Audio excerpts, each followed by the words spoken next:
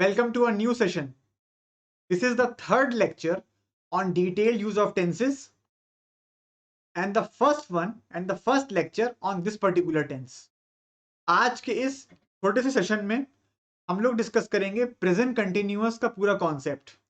Present continuous tense जिसका दूसरा नाम प्रेजेंट प्रोग्रेसिव टेंस भी होता है, इसको किस किस मौके पे किस किस सिचुएशन में यूज करते हैं, इस टेंस की क्या क्या बारीकियां हैं, क्या प्रोबेबल क्वेश्चंस बन सकते हैं और इसका स्ट्रक्चर क्या होता है। And this lecture is a part of the complete course on English, जो 6 महीने का पूरा मैराथन कोर्स चल रहा है। अगर आपने पिछले लेक्चर्स मिस किए हैं तो उनकी रिकॉर्डिंग जरूर देख लीजिएगा तेज स्पीड पे 1.25x की प्लेबैक स्पीड पे। लेकिन अगर आपने वो ना भी देखे हो तो आपको आज का लेक्चर पूरा समझ में आएगा, because it is a new tense today.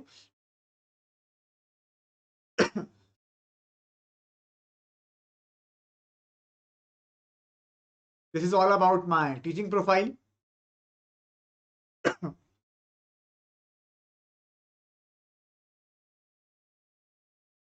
And the classes that I take on Unacademy on a daily basis. जो प्रैक्टिस बैच चलता है मेरा। So without wasting any time, let us kick off our session. सबसे पहले बिल्कुल basic से शुरू करते हैं। प्रेजेंट कंटिन्यूअस टेंस जो है, इसका स्ट्रक्चर क्या होता है, इसका कंस्ट्रक्शन क्या होता है, और फिर इसकी यूजेस पे आ जाएंगे, फिर एक एक करके इसके यूजेस पे आ जाएंगे।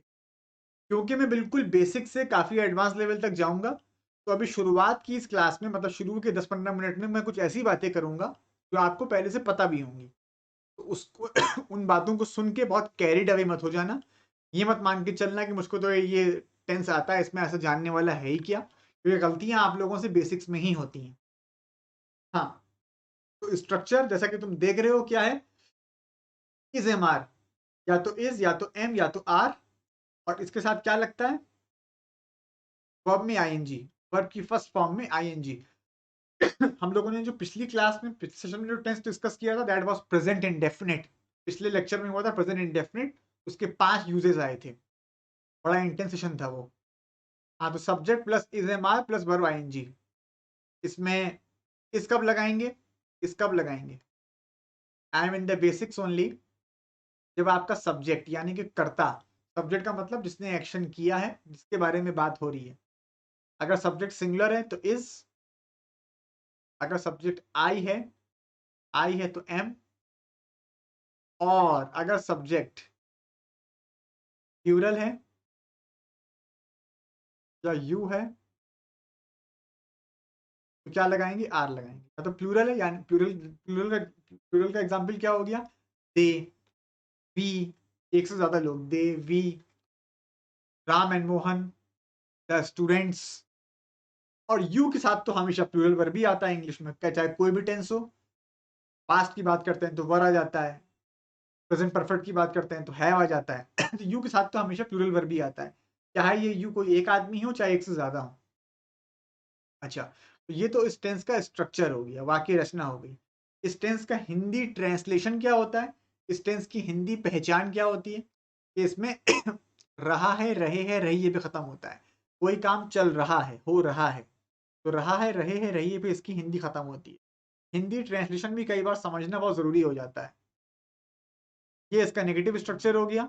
अगर कहना हो कि कोई काम किसी पर्टिकुलर काम की बात कर रहे हो कि वो एक्शन नहीं हो रहा है, और अगर आप इंट्रोगेटिव बना रहे हैं, सवाल पूछ रहे हैं कि क्या ये काम हो रहा है, क्या वो काम हो रहा है, इज या एम या आर सबसे पहले आ जाएगा सेंटेंस, मतलब सेंटेंस की शुरुआत में आ जाएगा सब्जेक्ट से पहले। अभी सब एग्जांपल्स आ रहे हैं एक एक करके। अभी मैंने आप कहा कि पहले आपको स्ट्रक्चर दिखा लूं, कि अभी बिल्कुल बेसिक्स में हूँ, एलिमेंट्री लेवल से पढ़ा रहे हैं, बिल्कुल 7th-8th क्लास के लेवल से। फिर अभी धीरे धीरे एडवांस लेवल पे आएंगे, तो उसके यूजेस आएंगे, अभी यूजेस।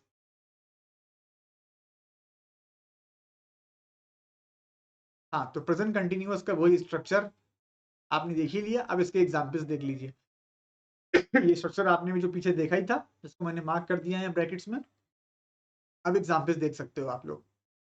ही अपने आप में सिंगुलर है, एक इंसान, एक व्यक्ति की बात हो रही है। ही इज मोटिवेटिंग अस, वह हमें प्रोत्साहित कर रहा है, हमें बढ़ावा दे रहा है। He is not motivating us, is he motivating. अगर यहाँ ही की जगह दे होता अगर यहाँ ही की जगह दे होता, दे, वे, एक से ज्यादा होते, क्या होता, he and she, he and she, तो हो जाता आर, तो हो जाता he and she are motivated. I should put a full stop here to make the sentence complete. Punctuation marks का बहुत ध्यान रखा करो. द मैनेजर इज, यहाँ पे इज मिसिंग है, बड़ी मिस्टेक हो गई. Is formulating policies. फॉर्मुलेट का मतलब मैंने आपको पिछली से पिछली क्लास में बताया भी था जब प्रेजेंट इंडेफिनिट पढ़ा रहे थे. फॉर्मुलेट का मतलब होता है कोई नीति या कोई कानून बनाना, कोई भी नीति, कोई पॉलिसी या कोई कानून, कोई लॉ बनाना. फ्रेम इसका सिनोनिम हो जाएगा, frame the law, formulate the law, frame a policy, formulate the policy. तो नया मैनेजर नीतियां बना रहा है और नया मैनेजर नीतियां नहीं बना रहा है, इज नॉट फॉर्मुलेटिंग पॉलिसीज. अगर मैनेजर की जगह मैनेजर्स होता तो जाहिर सी बात है कि आर हो जाता है यहाँ. और सवाल पूछ रहे हैं क्या नया मैनेजर पॉलिसीज बना रहा है, is the new manager formulating policies. Third sentence देखते हैं. हम हॉकी खेल रहे हैं, वी आर प्लेइंग हॉकी.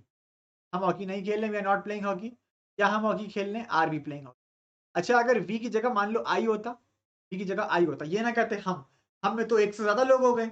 अगर सिर्फ कहते कि मैं हॉकी खेल रहा हूं, आप सिर्फ अपनी बात करते, इंडिविजुअल की बात करते, खुद की बात करते, तो हो जाता आई एम. आई के साथ तो एम लगता है, ये सब मैंने मार्क करवाई दिया है, आप लोगों को पहले से पता भी होगा. तो आई एम प्लेइंग हॉकी. थोड़ा सा हो सकता है बैकग्राउंड डिस्टर्बेंस हो रहा, बैकग्राउंड नॉइज डिस्टर्बेंस हो रहा हो, थोड़ा उससे कोप करना. We are not playing hockey, we are not playing hockey, are we playing hockey. तो अगर आई होता तो हो जाता am I playing hockey. Last sentence देखो, इसमें कई लोग लापरवाही की गलती कर देते हैं, केयरलेसनेस हो जाती है कई लोगों से. उनका बेटा नॉवेल्स पढ़ रहा है, ठीक है, their son is reading novels. Their son is, son तो एक ही है ना यहाँ पे, देयर सन अपने आप में सिंगुलर है, देयर के हिसाब से मत कर देना, एक्शन तो बेटा कर रहा है, तो सिंगुलर है ना. अगर नहीं, और इस तरह सोचो, देयर सन का मतलब क्या हो गया, ही. देयर सन का मतलब हो गया ही, तो he is reading novels. He is not reading novels और इज ही रीडिंग नॉवेल्स, एक तरह से देखा जाए. अगर सन की जगह सन्स होता, उनके बेटे नॉवेल्स पढ़ रहे हैं, तो होता their sons are reading novels. Their sons are reading novels. ठीक है, देयर सन्स का मतलब हो जाता दे आर रीडिंग नॉवेल्स. तो this was about the structure of this tense. और एक बात मैं आपको बताना ना भूलूं, जो मैंने आपको टेंस की पहली क्लास में बताई भी थी, लास्ट टू लास्ट लेक्चर में, ये जो 4 इंट्रोगेटिव वर्ड्स होते हैं, कौन कौन से 4 इंट्रोगेटिव वर्ड्स होते हैं, जरा ध्यान देना मेरी बात पर, हल्के में मत लेना. Why, when, where. हाँ हाँ, मेरी अन अकेडमी की भी क्लास है. अन अकेडमी का मेरा प्रैक्टिस बैच है 9 बजे रात में, 9 से 10 होता है ना रोज, नए और टफ क्वेश्चंस का. जो स्टूडेंट्स तैयारी कर रहे हैं किसी भी कॉम्पिटिटिव एग्जाम की, इंग्लिश आती तो उस क्लास को जरूर किया करें. रात में 9 से 10 है, सुबह 11 से 12 है. उसमें लाइव आया करो, पोल में पार्टिसिपेट किया करो, एक हेल्दी कॉम्पिटिशन वाली फीलिंग जनरेट होगी. ये मत सोचो कि मैंने तो इंग्लिश अभी ज़्यादा पढ़ी नहीं है, मैं कैसे करूंगा. जितना भी किया है, कई सवाल ग्रामर बेस्ड होते ही नहीं है, कई सवाल सिर्फ दिमाग लगाने वाले, कॉमन सेंस वाले होते हैं. हाँ, तो why, when, where, how. Why का मतलब क्यों, वेन का मतलब कब, वेयर का मतलब कहाँ, हाउ का मतलब कैसे. इन चारों में से अगर किसी भी इंटरोगेटिव वर्ड का यूज हुआ है सवाल पूछने के लिए, तो ये ध्यान रखना कि स्ट्रक्चर जो है, जो वाक्य रचना है, वो इंटरोगेटिव वाली ही होगी, मतलब ये वाली इंटरोगेटिव स्ट्रक्चर होगा. तुम लोग ऐसे कर देते हो, वाई ही इज मोटिवेटिंग अस. तुमसे अभी कोई कहे कि जरा वाई लगाओ इनमें, तुम लगा दोगे, तुम इस तरह से बना दोगे, वाई ही इज मोटिवेटिंग अस. ये कोई इंग्लिश नहीं होगी, वाई इज मोटिवेटिंग अस. सही क्या होगा, why is he motivating us. चाहे तुम हिंदी में ये बोल रहे हो, चाहे तुम हिंदी में ये बोल रहे हो, वह हमें क्यों प्रोत्साहित कर रहा है, चाहे तुम हिंदी में बोल रहे हो वह हमें क्यों प्रोत्साहित कर रहा है, या फिर तुम बोल रहे हो क्यों वह हमें प्रोत्साहित कर रहा है. मतलब क्यों का यूज चाहे सेंटेंस के बीच में कर रहे हो या शुरुआत में कर रहे हो, उससे इंग्लिश में कोई फर्क नहीं पड़ेगा. क्यों, क्योंकि आप पूछ तो सवाल ही रहे हैं ना, you are asking a question. तो आपको स्ट्रक्चर इंट्रोगेटिव बनाना पड़ेगा क्वेश्चन मार्क लगाने के लिए. तो why is he motivating us. इसी तरह से वह हमें मोटिवेट क्यों नहीं कर रहा है, नेगेटिव इंट्रोगेटिव साथ में बनाना, वह हमें मोटिवेट क्यों नहीं कर रहा है, हो जाएगा why is he not motivating us. कभी मेरी बात समझ में ना आया करे एक बार में, तुम्हें लगा करे सर थोड़ा तेज बोल गए या मैं कंसंट्रेट नहीं कर रहा था, तो वीडियो को रिवाइंड करके देख लिया करो, ठीक है। कई लोग फ्रस्ट्रेट हो जाते हैं, फिर मुझे मैसेज करते हैं, सर आपने उस टाइम क्या बात समझ में नहीं आया। भैया आप मेरी कोचिंग इंस्टीट्यूट में आके क्लास नहीं कर रहे हैं कि एक बार बात बोल दी तो अब आप रात में बैठ के सोच रहे हैं, बेचैन हो रहे सर ने क्या बोला था। आप रिवाइंड करके रिकॉर्डिंग चल रही है, आप उसको पीछे, आप उसको रिवाइंड मोड में जाइए, बार बार उसको प्लेबैक कर लीजिए, उसमें कौन सा इशू है। आप वीडियो के मालिक हैं, चाहे आप वीडियो तेज स्पीड पे देखिए, हल्की स्पीड पे देखिए, जितनी बार देखिए, ठीक है।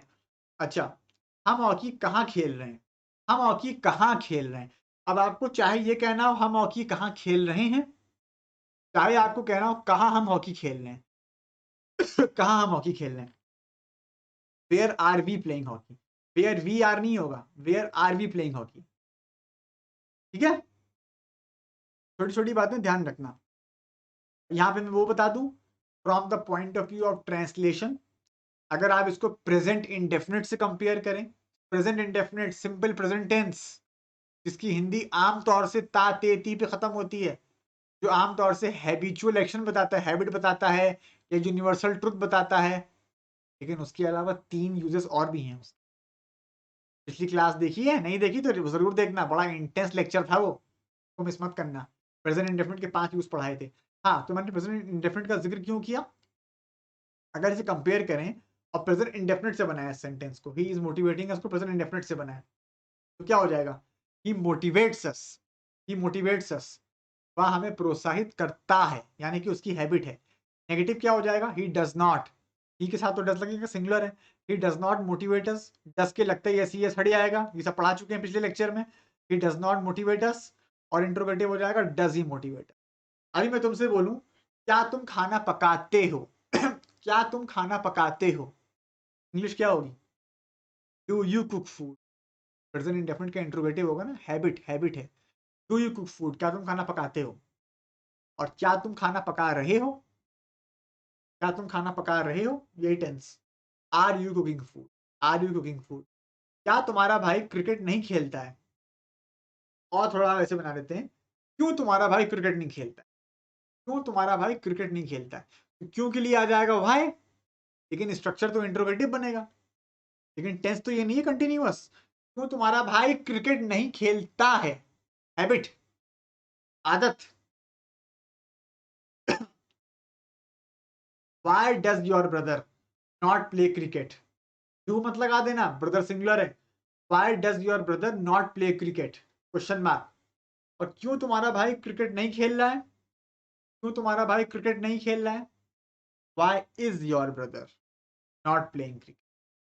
आप ग्रामर के पॉइंट ऑफ व्यू से, ग्रामर के पॉइंट ऑफ व्यू से भी देखिए इस टेंस का क्या स्ट्रक्चर है, किस तरह का वर्ब आ रहा है, फर्स्ट फॉर्म आ रही है, क्या आ रहा है, इज एम आर आ रहा, नहीं आ रहा, डू डज आ रहा, नहीं आ रहा, और साथ साथ उसका ट्रांसलेशन में, एक्चुअल सेंटेंस बोलने में, लिखने में क्या यूज है।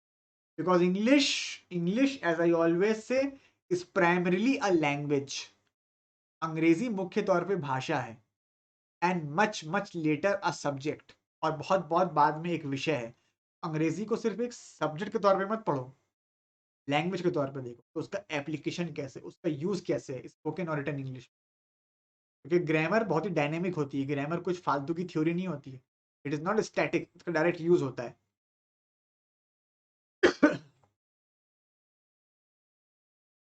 प्रेजेंट कंटिन्यूअस का पहला यूज आ जाओ।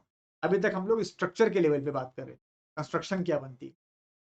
अब पहला यूज पे आओ, 3 यूजेस आएंगे, पहला, दूसरा और तीसरा। सबसे बेसिक यूज, एक ऐसा एक्शन, यानी कि प्रेजेंट कंटिन्यूअस को कैसे एक्शन के लिए यूज करते हैं, जो बोलते समय चल रहा है, यानी कि जिस टाइम आप सेंटेंस बना रहे हैं, जिस टाइम आप सेंटेंस बना रहे हैं, बोल रहे हैं, उस टाइम वो एक्शन हो रहा है, उस टाइम वो एक्शन चल रहा है। अभी मैं बोलूं बच्चे बाहर खेल रहे हैं, बच्चे बाहर खेल रहे हैं, तो जिस टाइम मैं ये बात बोल रहा हूं कि बच्चे बाहर खेल रहे हैं, उस टाइम तो वो खेल रहे हैं ना, मतलब the action of playing outside is going on at the moment of speaking, जिस दौरान मैं बोल रहा हूं, the children are playing outside. अगर मुझे कहना होता, ध्यान से सुनो मेरी बात, अगर मुझे कहना होता बच्चे बाहर खेलते हैं, बच्चे बाहर खेलते हैं, यानी कि उनकी हैबिट है, रेगुलरली बाहर खेलते हैं, तो होता है the children play outside. Children तो प्लूरल है, इसमें थोड़ी ना कोई एस लगा दोगे, चाइल्ड का बना है चिल्ड्रन, जैसे मैन का मैन, वुमन का वीमेन। तो द चिल्ड्रन प्ले आउटसाइड, बच्चे बाहर खेलते हैं। लेकिन बच्चे बाहर खेल रहे हैं मतलब जिस टाइम बोल रहे हैं उस टाइम खेल रहे हैं, तो ये हो गया। He is watching a match right now, वह इस समय एक मैच देख रही है, वह इस समय इस वक्त एक मैच देख रही है। हमारा भाई ड्राइविंग कर रहा है, ब्रदर तो सिंगुलर है ना, आवर ब्रदर का मतलब क्या हो गया, ही, इसका मतलब ही इज ड्राइविंग। कंफ्यूज मत हो जाना आवर को देख के, कहीं तुम आर लगा दो। अगर आवर ब्रदर की जगह होता आवर ब्रदर्स तो आर होता। आई एम कुकिंग फूड, मैं खाना पका रहा हूँ, ठीक है। इंट्रोगेटिव क्या बन जाएगा, am I cooking food, is our brother driving. और अगर वाई व्हेन वेयर हाउ में से कुछ लगाना होगा तो स्ट्रक्चर इंट्रोगेटिव बनेगा। Why am I cooking food, why I am cooking food नहीं होगा, वाई एम आई होगा। तो मेन मुद्दे की बात किया है इस स्लाइड में कि जो एक्शन बोलते समय चल रहा है उसमें प्रेजेंट कंटिन्यूअस यूज करते हैं उसको बयान करने के लिए। जैसे कि तुमसे बोलूं I am teaching you right now, I am teaching you right now, time मैं बोल रहा हूँ उस टाइम तुमको पढ़ा रहा हूँ। मैंने अपना व्हाट्सएप नंबर दे रखा है तुम लोगों के हर तरह के क्वेश्चन और डाउट के लिए। तो मैं किसी भी व्हाट्सएप ग्रुप में ऐड होने की जरूरत नहीं, डायरेक्टली मुझसे बात कर सकते हो, ठीक है। मतलब on WhatsApp, and I will respond to you through audio clips giving you the explanation of each question or each doubt. Second use, ये देखो धीरे धीरे लेवल बढ़ रहा है इसके यूजेस का, धीरे धीरे एडवांस लेवल की तरफ आ रहे हैं, ध्यान से देखना। अभी तक हम लोग कह रहे थे कि जो एक्शन बोलते समय चल रहा है, बोलते समय प्रोग्रेशन में है, जिस टाइम तुम सेंटेंस बना रहे हो उस टाइम वो एक्शन हो रहा है। लेकिन इस बार क्या कह रहे हैं, एक ऐसा एक्शन जो कि बोलते समय नहीं हो रहा है, that is not going on at the moment of speaking but around that time, लेकिन उस समय उस वक्त के आसपास हो रहा है कहीं, समवेयर इन द बैकग्राउंड। अब ये कैसे, तुमको मैं एक रोजमर्रा का एग्जाम्पल दे रहा हूं, तुम लोग उससे रिलेट कर पाओगे और समझ जाओगे कि ये रूल या ये कॉन्सेप्ट कैसे अप्लाई हो रहा है। ध्यान से सुनना। तुम मान लो किसी कोचिंग इंस्टीट्यूट से, किसी कोचिंग सेंटर, कोचिंग इंस्टीट्यूट से तुम क्लास करके निकले, suppose you are in Delhi, ठीक है। तो तुम मुखर्जी नगर में किसी कोचिंग इंस्टीट्यूट से क्लास करके निकले और तुम किसी कहीं भी चौराहे पे खड़े हुए हो, ऑटो का वेट कर रहे हो, तो अपने रूम जाना है, टू यूज पब्लिक ट्रांसपोर्ट, तो तुम ऑटो का वेट कर रहे हो। उस टाइम चांस की बात है, इत्तेफाक की बात है कि कोई तुम्हारा पुराना फ्रेंड, कोई स्कूल का फ्रेंड 7-8 साल पुराना, तुमसे उस टाइम वहां मिल जाए और वो तुमसे कहे कि और क्या कर रहे हो यहाँ पे। अगर वो तुमसे कहे कि क्या कर रहे हो, तो इतना बोले क्या कर रहे हो, तो तुम जवाब दे सकते हो I am waiting for the auto, I am waiting for the tempo. अगर तुम कहते हो I am waiting for the auto, तो ये हो जाएगा प्रेजेंट कंटिन्यूअस का पहला use. I mean the action that is going on at the moment of speaking, because you are waiting for the auto while speaking, ठीक है। I am waiting for the auto. और तुमसे फिर वो ये कहे और वैसे क्या कर रहे हो, और वैसे क्या कर रहे हो, तो तुम उससे बोलो कि I am preparing for the UPSC examination, I am preparing for the UPSC examination. तो तुम मुखर्जी नगर के किसी चौराहे पे खड़े होकर थोड़ी ना तैयारी कर रहे हो यूपीएससी की, ठीक है। वो तैयारी जो यूपीएससी एग्जाम की कर रहे हो, वो मुखर्जी नगर के चौराहे पे खड़े होकर नहीं कर रहे हो, लेकिन वो तैयारी, वो प्रिपरेशन कहीं ना कहीं उसके बैकग्राउंड में हो रही है।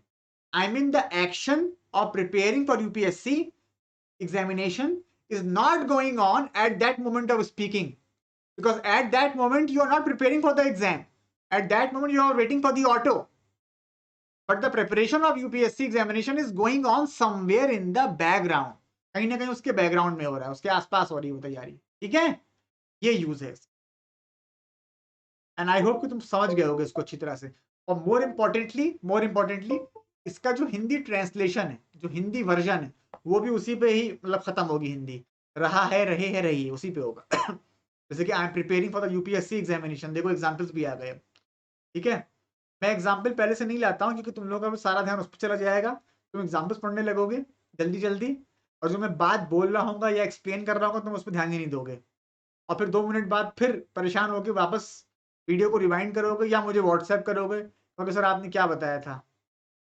ठीक है, तो I understand your psychology, I am preparing for the UPSC examination, तो हो गया। She is reading a novel nowadays. देखो नाउअडेज लग गया ना, नाउअडेज का मतलब हो गया आजकल, इन दिनों।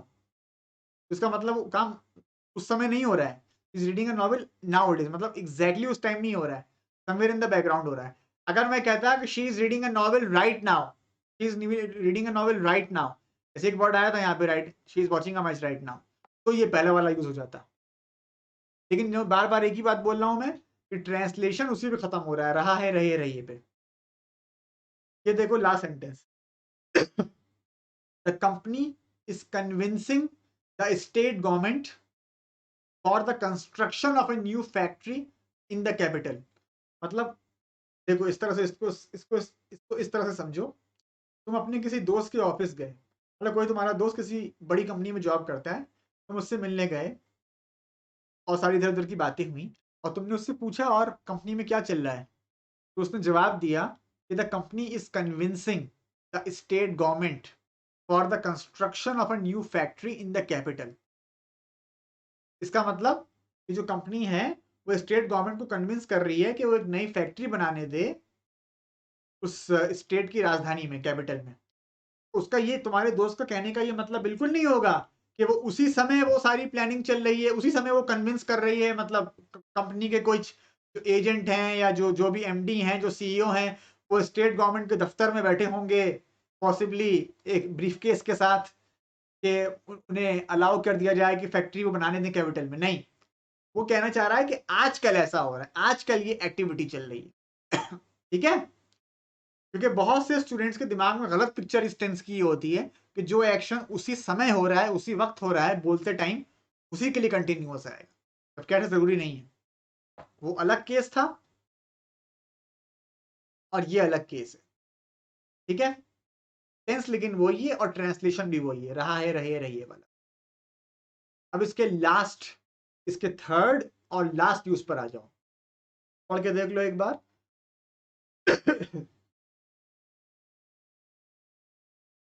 For expressing an action which is almost certain to happen in future।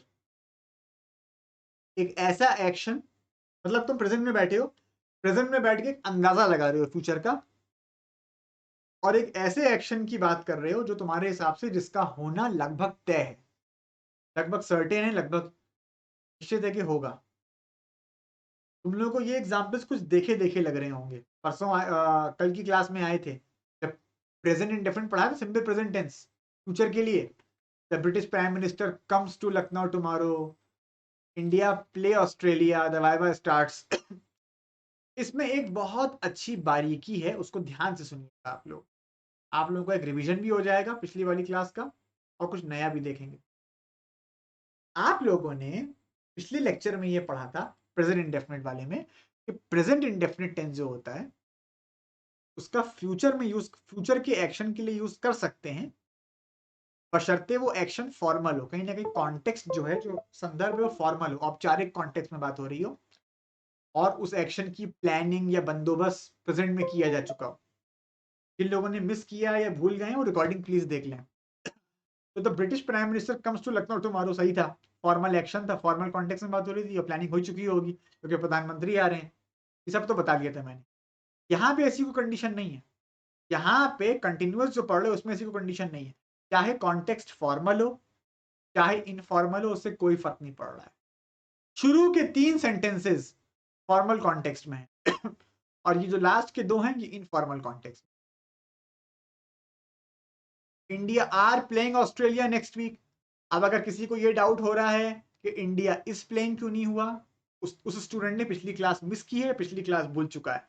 मैंने बताया था कि जब भी किसी कंट्री की बात करते हैं टीम स्पोर्ट के कॉन्टेक्स्ट में, जब भी किसी कंट्री की बात करते हैं किसी भी टीम स्पोर्ट के कॉन्टेक्स्ट में, तो वर्ब प्लूरल प्रेफर किया जाता है, सिंगुलर भी सही होता है प्लूरल भी सही होता है। कैसे कैसे खेल, जैसे क्रिकेट, हॉकी, फुटबॉल, इस तरह के जो खेल। India are playing Australia next week, India is भी हो सकता है आर भी हो सकता है, अगर ऑप्शन में दोनों दिए जाएंगे तो प्रीफर करोगे प्लूरल को। ये are playing Australia next week, ठीक है। The viva is starting, viva मतलब oral exam, the viva is starting next month. और जो लास्ट के 2 सेंटेंसेस हैं इनमें कॉन्टेक्स्ट इनफॉर्मल है। अब ये फॉर्मल और इनफॉर्मल कॉन्टेक्स्ट में कैसे डिफरेंशिएट करते हैं, ये मैंने 15 मिनट बात की थी इसके ऊपर पिछले लेक्चर में, तो पिछला वीडियो देख लेना, सब कुछ आपस में मतलब इंटरकनेक्टेड है।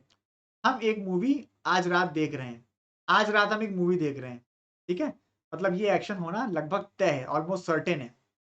We are watching movie tonight, we watch a movie tonight नहीं हो सकता, we watch a movie tonight नहीं हो सकता, प्रेजेंट इंडेफिनिट नहीं आ सकता। क्यों? क्योंकि ये एक्शन इनफॉर्मल है, अनौपचारिक बात कर रहे हो तुम, पर्सनल लेवल पे एंटरटेनमेंट के लिए मूवी की बात हो रही है। I am coming to your home tomorrow, मैं कल तुम्हारे घर आ रहा हूँ, ये नहीं हो सकता कि I come to your home to.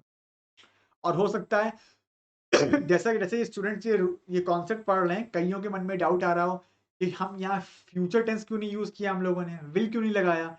The British prime minister will come, India will play, the viva will start next month, we will watch या वी शैल वॉच या आई विल कम या आई शैल कम। ये तो मैंने बताया ही था पिछले लेक्चर में कि विल शैल तो लगा ही सकते हो, क्योंकि तुम फ्यूचर की बात कर रहे हो तो फ्यूचर टेंस तो आ ही सकता है। वो तो तुम एक स्पेशल यूज पढ़ रहे हो प्रेजेंट कंटिन्यूअस का फ्यूचर के लिए, जैसे तुमने पिछले लेक्चर में पढ़ा था कि स्पेशल यूज प्रेजेंट इंडेफिनिट का फ्यूचर के लिए, ठीक है। इसका मतलब ये हुआ, अगर सारी बातों को समराइज किया जाए और कंक्लूजन पे पहुंचा जाए कि इन पांचों सेंटेंसेस में आप प्रेजेंट कंटिन्यूअस तो लगा ही सकते हैं, जो लगाया है आपके सामने एग्जांपल से प्रेजेंट कंटिन्यूअस, साथ ही साथ आप फ्यूचर इंडेफिनिट लगा सकते हैं, simple future tense will shall लगा के, जो मैंने एग्जांपल्स बोल के बताए। लेकिन प्रेजेंट इंडेफिनिट कब लगा सकते हैं? प्रेजेंट इंडेफिनिट सिंपल प्रेजेंट सिर्फ शुरू के 3 examples, because of the formal context, ठीक है। तो this was all from my side. Video को लाइक जरूर कर देना, because as I always say it takes a lot of time, it takes a lot of effort prepare this content, I mean content of this quality. और video को share कर देना कम से कम अपने 4-5 दोस्तों के साथ, मेरे हर वीडियो को कम से कम 4-5 दोस्तों के साथ शेयर कर दिया करो। और जब भी लिंक फॉरवर्ड करते हो ना, जैसे लिंक आता है किसी की व्हाट्सएप की उस पे प्रोफाइल पे, मतलब जहाँ पे तुम मैसेज भेजते हो, उसको थोड़ी देर 2 सेकंड रुक जाया करो, तो थंबनेल बन के आ जाता है, तब वो ज्यादा नजरों में आता है। और चैनल को सब्सक्राइब तो कर ही लेना, ऐसा गुनाह तो मत करना कि इतने अच्छे अच्छे वीडियोस देख लो सब्सक्राइब भी ना किया हो। और जिन लोगों ने पिछला लेक्चर मिस किया है वो ये जरूर देख लें, प्रेजेंट इंडेफिनिट के 5 यूजेस। टेंस ऐसा टॉपिक है, टेंस एक ऐसा टॉपिक है जिसको बहुत लोग हल्के में लेते हैं, सोचते हैं ये तो हम बचपन से पढ़ते आए हैं। बचपन से पढ़ते नहीं आए हो, बचपन से अवॉइड करते आए हो, तब देख लेना, ठीक है। This is a part of the complete course on English जो चल रहा है मेरे यूट्यूब चैनल पर। इसमें 14 लेक्चर्स हो चुके हैं, 14 लेक्चर्स हो चुके हैं पार्ट्स ऑफ स्पीच के ऊपर। पार्ट्स ऑफ स्पीच के इंट्रोडक्शन पर 14 लेक्चर्स हो चुके हैं, उनकी रिकॉर्डिंग देख लीजिएगा, रिकॉर्डिंग तेज स्पीड पे देख लीजिएगा 1.25x पे। और ये मेरा व्हाट्सएप नंबर तो है ही है, उससे व्हाट्सएप पर जरूर कनेक्ट हो जाओ अपने हर तरह के सवाल और डाउट के लिए। फिर चैनल को सब्सक्राइब कर लो, वीडियो को कम से कम शेयर कर दो 5-6 लोगों के साथ, वीडियो को लाइक कर दो। और अन अकेडमी की क्लास जरूर किया करो मेरी, अन अकेडमी की क्लास जो होती है 11 बजे सुबह और रात में 9 बजे, एक कोड डाल देना फिर क्लास देख पाओ। Bye bye, take care, see you in the next session.